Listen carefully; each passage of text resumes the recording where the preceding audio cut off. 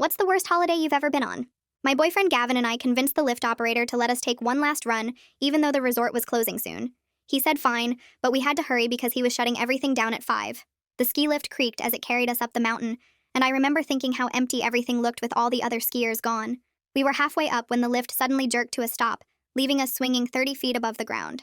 Gavin laughed and said they probably just had to help someone off at the top, but after 5 minutes of sitting there, we started getting nervous.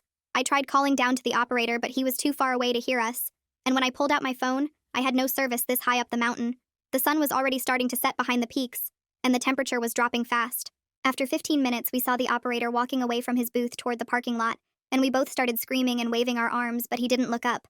Gavin said he was probably going to tell someone we were stuck, but then the lights on the lift machinery went dark. 10 minutes later, all the slope lights shut off one by one, and I realized with growing horror that they didn't know we were up here. The lift operator must have thought we'd already come down, and now the resort was closed until Friday, 3 days from now. My hands were already getting numb inside my gloves, and Gavin's face was turning red from the wind.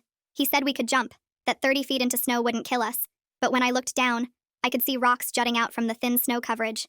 The safety bar was locked across our laps and wouldn't budge no matter how hard we pulled.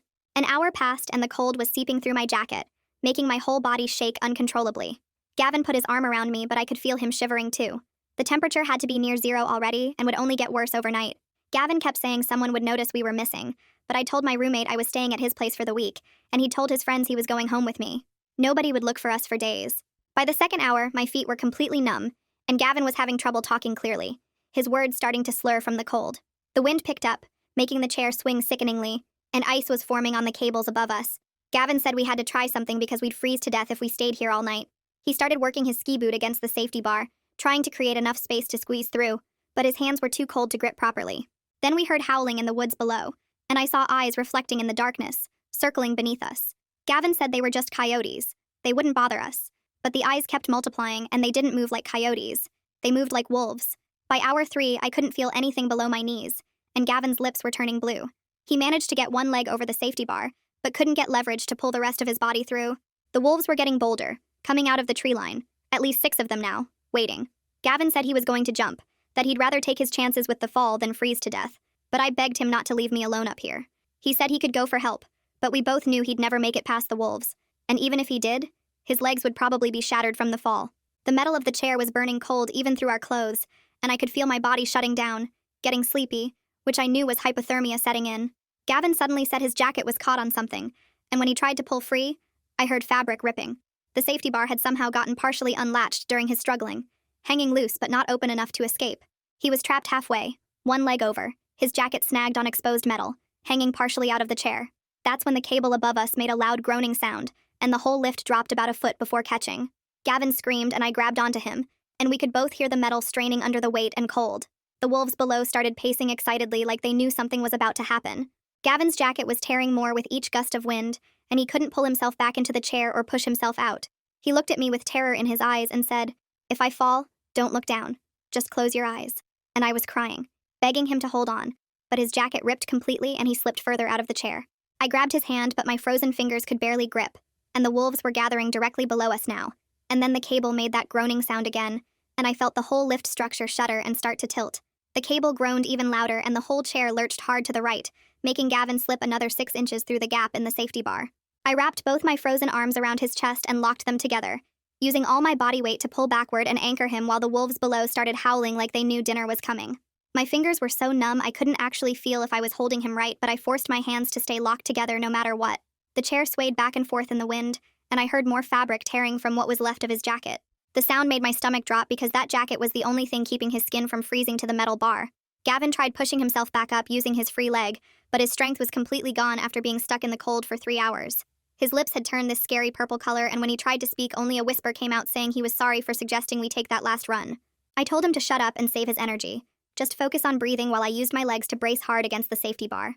The metal was so cold it burned right through my ski pants like touching dry ice, but it gave me the leverage I needed to hold him steady. The wolves were getting way more aggressive now, maybe 8 or 9 of them, pacing back and forth like they could sense something was about to happen. The biggest one jumped straight up toward us, its jaws snapping, and it fell short by only about 10 feet, which made me realize they were testing the distance. If Gavin fell, they'd be on him before he even stopped screaming. I remembered the emergency whistle attached to my jacket zipper and managed to get it to my lips with one hand while keeping the other arm locked around Gavin. The sharp sound cut through the wind and echoed off the mountain, but there was no response from the dark resort buildings below. Nobody was there to hear it. Gavin's body started shaking uncontrollably, which made it even harder to keep my grip on him.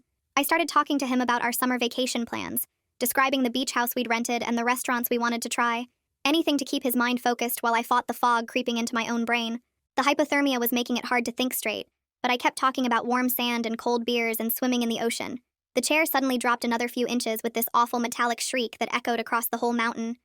Snow from the cables above showered down on us, and I tasted blood where I'd bitten through my lip without realizing it. The jolt made Gavin slip even further, and now he was hanging mostly outside the chair with just my arms, and the torn remnants of his jacket keeping him from falling. I tried using my ski pole to hook onto his belt, thinking I could create another anchor point, but my hands wouldn't work right anymore. The pole slipped from my grip and clattered down 30 feet to the snow where the wolves scattered for a second before returning to their circle. They were smart enough to know we were in trouble, and patient enough to wait for gravity to do the work. Hour 4 arrived, and I couldn't feel anything below my waist anymore, which meant my legs were basically useless blocks of ice. Gavin's breathing was getting shallow, and I had to shake him every few seconds to make sure he stayed conscious, because if he passed out, his dead weight would pull him right through my arms. The wind picked up again, and the chair started swinging in these big arcs that made my stomach lurch with each swing. Ice was building up on everything now, coating the cables and the chair and making Gavin's exposed skin look waxy and white. I could see frostbite setting in on his ears and nose, but there was nothing I could do about it except hold on and keep him from falling to the wolves. My own body was shutting down, and I knew we didn't have much time left before we both froze solid, or the damaged cable finally gave out. The metal above us kept making these horrible groaning sounds like it was stretched past its limit. Every few minutes there would be a pop or crack that made my heart stop, thinking this was it. This was when everything would snap and send us crashing down. The wolves seemed to sense it too because they'd gotten quiet, just sitting in their semicircle and watching us with those glowing eyes. Gavin mumbled something I couldn't understand, and his head dropped forward against his chest. I screamed his name and shook him as hard as I could with my frozen arms until his eyes opened again, but they weren't focusing on anything. The cold was winning, and we both knew it. The clouds suddenly broke apart and moonlight flooded down on us, lighting up the whole mountain like someone had turned on a giant flashlight. I looked down and my stomach dropped because now I could see the wolves clearly for the first time, and they weren't coyotes at all. These things were huge, maybe twice the size of any dog I'd ever seen, with thick gray fur and yellow eyes that caught the moonlight. There were at least 8 of them now, maybe more in the shadows, and they weren't running around or fighting each other like wild animals usually do. They were sitting perfectly still in a half circle right below us, just watching and waiting like they knew exactly what was going to happen. My brain was getting so foggy from the cold that I needed something to focus on, so I started doing multiplication tables out loud while adjusting my grip on Gavin's chest. 7 times 8 is 56, I said through chattering teeth. 8 times 8 is 64. 9 times 8 is 72. But the numbers started getting mixed up in my head, and I couldn't remember if 8 times 7 was 56 or 49. I kept repeating them anyway because talking meant I was still awake, and thinking meant my brain hadn't completely shut down yet. Gavin's head suddenly snapped up and his whole body jerked like he'd been shocked with electricity. His arms flailed and he almost slipped completely through the gap in the safety bar before I managed to pull him back against me. He looked around confused like he didn't know where he was for a second, then started mumbling sorry over and over. His jacket was basically destroyed now, just strips of fabric hanging from his shoulders, and I could see his bare arms turning this scary white color in the moonlight. The wind was cutting right through his shirt, and his whole body was shaking, so hard I could barely hold on to him. I made a decision and started unzipping my own jacket with one hand while keeping the other locked around his chest. The second I got it open, the wind hit me like 1,000 needles stabbing into my skin all at once. I pulled the jacket as wide as I could and tried to wrap it around both of us, pressing his back against my chest and pulling the sides around him. It wasn't much, but at least his shaking got a little less violent, and I could feel some of our body heat trapped between us. The wolves had gone completely silent now, which was somehow way worse than when they were howling. They just sat there in their perfect semicircle, not moving, not making any sound, just staring up at us with those yellow eyes. It felt like they knew something we didn't, like they could sense how weak we were getting and were just waiting for the right moment. Movement caught my eye down on the mountain access road, and my heart jumped thinking maybe someone was coming to check on things. I could see a light moving along the road and I started yelling even though I knew nobody could hear me from this far away. But then the light swept across the parking lot in the same pattern I'd seen earlier, and I realized it was just the automatic security system doing its regular sweep. Nobody was coming to save us. Gavin started mumbling something and at first I couldn't understand him, but then I heard him say something about his mom's birthday being next week. His words were all slurred and quiet, but he kept saying he promised he'd be there, and he couldn't miss it. I told him we'd definitely make it to his mom's birthday, and started describing the cake we'd get her. Chocolate with vanilla frosting, because that's what she always liked. I talked about the restaurant we'd take her to and the present we'd already bought, anything to keep him talking and breathing and awake. The cable above us made a new sound, different from the groaning we'd been hearing all night. This was more like a twanging sound, like when you pluck a guitar string that's tuned too tight. I could actually feel the vibration running through the metal chair and into my bones. The whole lift structure was shaking slightly now, not swinging like before, but vibrating like it was about to snap. I knew we didn't have much longer before something gave out, and we'd either fall or the whole thing would come crashing down. My phone was in my pocket, and I remembered I hadn't checked it in a while. I used my teeth to pull off my glove, spitting it out onto my lap, and fumbled for the phone with numb fingers. The screen was so bright it hurt my eyes, and I could barely make out the battery icon showing 2%. Still no signal this high up the mountain, but I hit the record button anyway. I held the phone close to my face and recorded a 10-second message for my parents, telling them I loved them and that this wasn't anybody's fault. The phone died right as I finished, and I shoved it back in my pocket, pulling my glove back on with my teeth. I looked toward the east and noticed something that made my heart beat a little faster. The sky over there wasn't completely black anymore, but had this really faint blue color to it, like someone had mixed a tiny bit of light into the darkness. Dawn was coming, which meant the morning crew would be here in maybe an hour or two. If we could just hold on that long, if the cable didn't snap and Gavin didn't slip and we didn't freeze solid, someone would spot us when they came to open the resort. But just as I started to feel that tiny bit of hope, Gavin's whole body went limp against me, and his head dropped forward onto his chest. I shook him hard and slapped his face with my free hand. First soft, then harder, until his eyes opened halfway, and he looked at me like he didn't know who I was or where we were. His pupils were huge and unfocused, and when he tried to talk, nothing came out except this weird mumbling sound that scared me more than anything else that night. I kept shaking him and talking loud right in his ear about how we were almost there. Help was coming. Just stay awake a little longer. Down below us, one of the wolves broke away from the group and started moving different from the others. Not just pacing, but walking with purpose toward the base of the lift tower. It stopped right at the metal support beam and stood up on its back legs, putting its front paws against the tower like it was testing if it could climb, and the other wolves watched with their heads tilted like they were learning from it. The wolf dropped back down and circled the tower twice before trying again, this time getting its claws into some of the lower crossbeams, and I felt my stomach drop because if they figured out how to climb, we were done for. That's when I remembered the emergency flare I'd seen sticking out of Gavin's backpack earlier when he was looking for his phone. The backpack was still on his shoulders, but to reach it, I'd have to let go of him with at least one hand, maybe both, and he was barely staying in the chair as it was. I tried reaching around him with one arm while keeping the other locked around his chest, but I couldn't get the zipper open with my numb fingers. The wolf at the tower base was getting higher now, maybe 6 feet up, using the diagonal support beams like a ladder. Just then, the wind completely stopped like someone had flipped a switch, and in that sudden quiet, I heard something that made my heart jump. It was a mechanical sound, like an engine, coming from somewhere down the mountain. Way too early for the resort to open, but maybe someone was doing maintenance or checking something before the crowds arrived. I grabbed the whistle still hanging from my jacket and blew 3 short blasts. The pattern everyone knows means help, and without the wind, the sound carried far, bouncing off the mountain walls and echoing back at us. The wolves all turned their heads toward the sound, and the one on the tower dropped back to the ground, but they didn't run away, just stood there watching and waiting. Gavin started talking again, but this time it was worse because he was looking past me at something that wasn't there, saying his grandfather was here to take him home. His grandfather had been dead for 2 years, and I knew from my wilderness first aid training that hallucinating dead relatives meant his core temperature was dangerously low, maybe past the point of no return. I shook him harder and yelled right in his face to stay with me, told him his grandfather wasn't here, it was just us. But he kept reaching out toward nothing with this peaceful smile on his face. The chair made a horrible metal screaming sound and dropped at least another foot, tilting so steep now that Gavin started sliding right through the gap where the safety bar was twisted. Only my arms locked under his armpits kept him from falling completely through, and I could feel my grip getting weaker every second.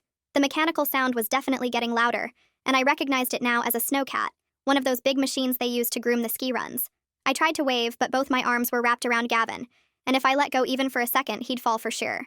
My helmet had a small LED light on it for night skiing, and I started clicking it on. And off with my chin against the button. 3 short, 3 long, 3 short, over and over. The SOS pattern my dad taught me when I was a kid. The tiny light beam seemed so weak against the huge dark mountain, but it was literally the only thing I could do while holding Gavin. The snowcat engine sound stopped somewhere near the base lodge, and I saw headlights sweep across the lower slopes as it turned. The driver was checking the trails, making sure they were ready for opening day, and his name was Craig Peterson, according to his schedule that I'd seen posted in the lodge yesterday when we checked in. Craig's lights swept back and forth across the runs in a regular pattern, and I kept clicking my helmet light, praying he'd notice the tiny flashing up here on the deadlift. The wolves had spread out again, some watching us, some watching the lights below, all of them still waiting for whatever was going to happen next. Craig's headlights swept across the lower slopes one more time, and that's when they caught something weird. My ski stuck upright in the snow with the pole strap whipping around in the wind like some kind of makeshift flag. He stopped the snowcat and climbed out to check what the hell someone's equipment was doing planted in the middle of the run. And when he looked up toward the dark lift line, he must have seen our tiny helmet light still blinking its SOS pattern, because he grabbed his radio so fast he almost dropped it. The static crackled, and I could hear his voice echoing up the mountain as he called base operations about possible skiers trapped on the North Face lift, and within minutes the whole base lodge lit up like Christmas morning. More snowcats started moving, and I saw flashlight beams bouncing as people ran between buildings. And then the most beautiful sight in the world appeared when Riley Hooper's patrol truck came flying up the access road with its emergency lights spinning. She jumped out with binoculars and found us immediately, waving to let us know help was coming while barking orders into her radio for the emergency lift operator and medical support to get here right now. The lift machinery suddenly groaned to life, and the chair lurched forward about 6 inches before stopping again with a horrible grinding noise that made the whole cable shake.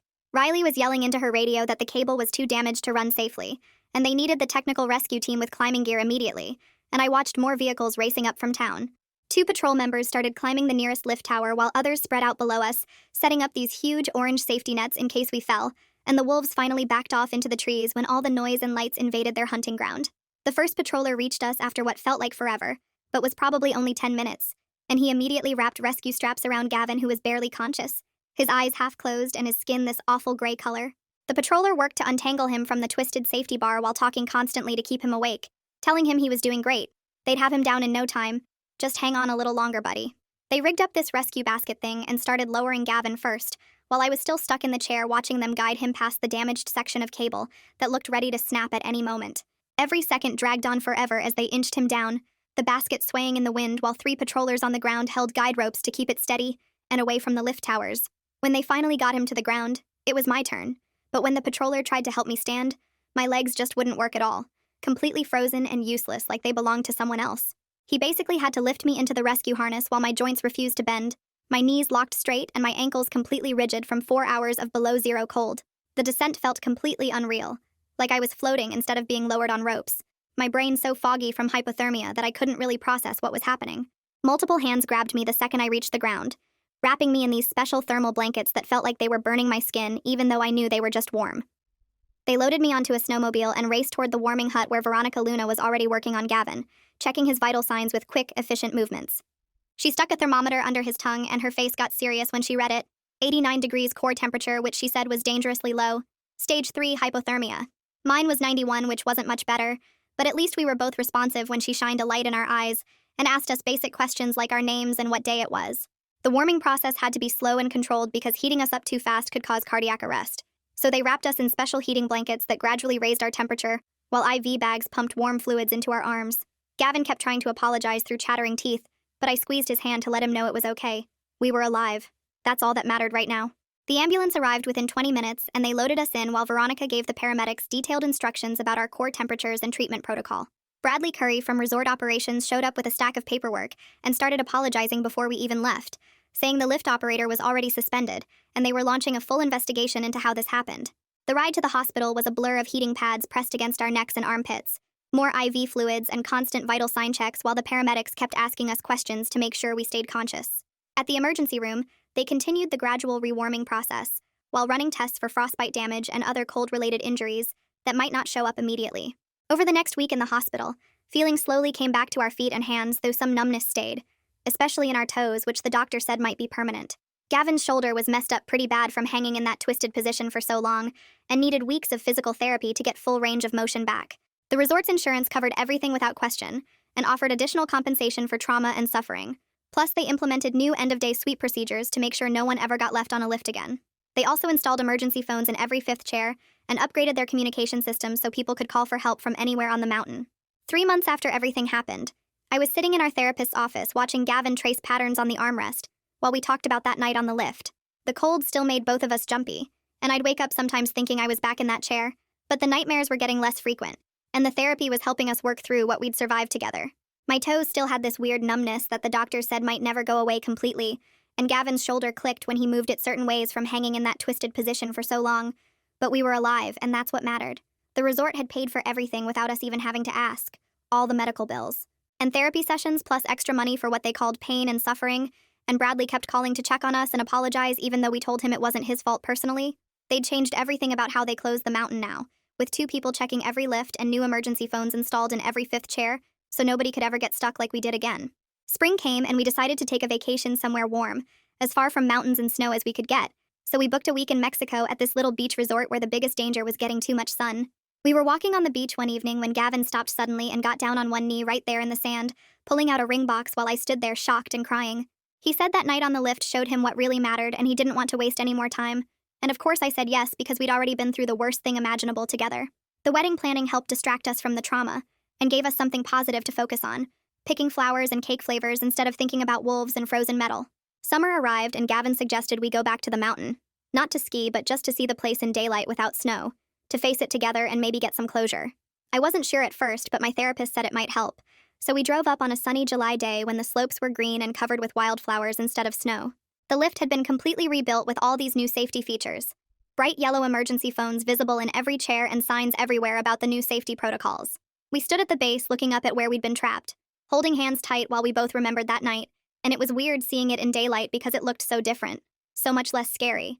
The spot where the wolves had circled was just a grassy meadow now with a hiking trail running through it, and the lift tower we'd hung from had been reinforced with extra supports. Bradley met us there and showed us all the changes they'd made, the new procedures and emergency systems, and he said again how sorry the resort was about what happened.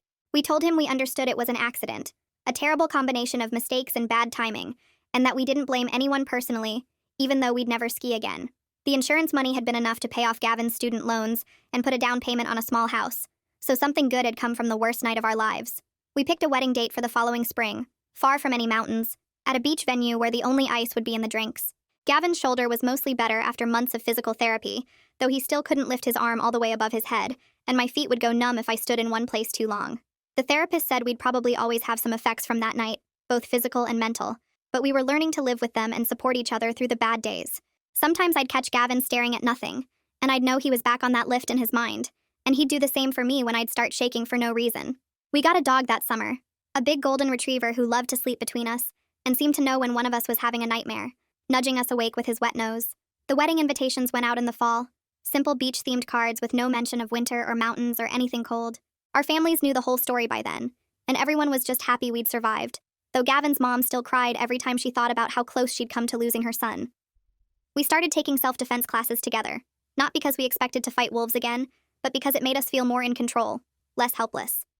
The instructor didn't know our story, and we didn't tell him, just worked on building our strength back up and learning to trust our bodies again. Winter came around again, and we stayed inside mostly, watching movies and cooking together, avoiding anything that reminded us of that night. The wedding was 4 months away, and we were both excited and nervous, ready to start this new chapter but still dealing with everything we'd been through. Standing at the base of that rebuilt lift in summer, we'd made a promise to each other to focus on the future instead of the past, to build something good from what had happened. We were getting married in May, on a beach where it would be warm and safe, and we were both completely fine with never seeing snow again. Well, there's the conclusion nobody was begging for. If you made it this far, either you're really dedicated or really bored. Either way, you're stuck with me now. Might as well subscribe and make it official.